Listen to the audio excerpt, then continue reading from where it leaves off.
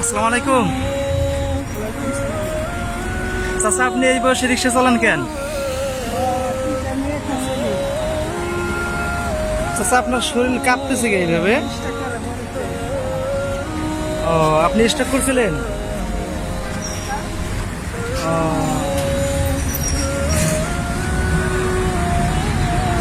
আসলে আপনি এত কষ্ট করে রিক্সা চালান, মানে আপনার ছেলে মেয়ে নাই?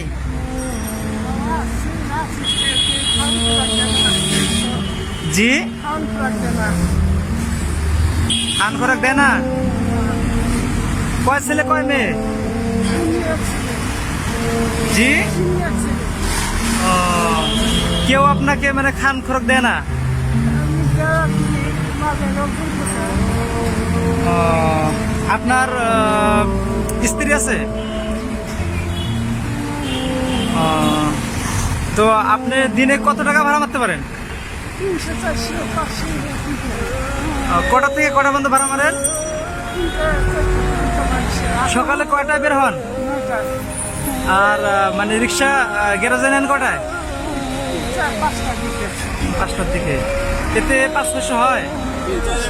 300-400 হয়? 300-400 হলে তাতে কি আপনার গ্যারেজ খরচ 100?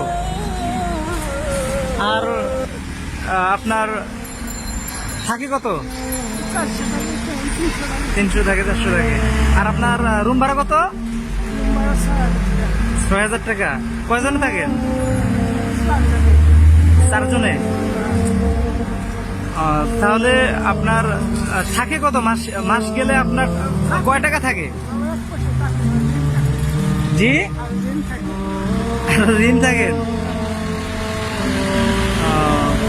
তো সম্মানিত ভিউয়ার্স, আপনারা দেখছেন আমাদের এই মুরব্বী অনেক কষ্ট করে তিনি স্টক করার পরে। এটা কি রোগ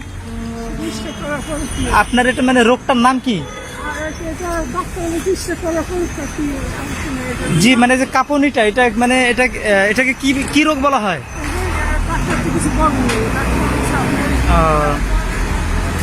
দেখতেছেন আপনারা চাচা কিভাবে কাঁপতেছে, কিন্তু তারপরেও তাকে পেটের দায়ে অনেক কিছু করতে হয়, অনেক কষ্ট করতে হয়।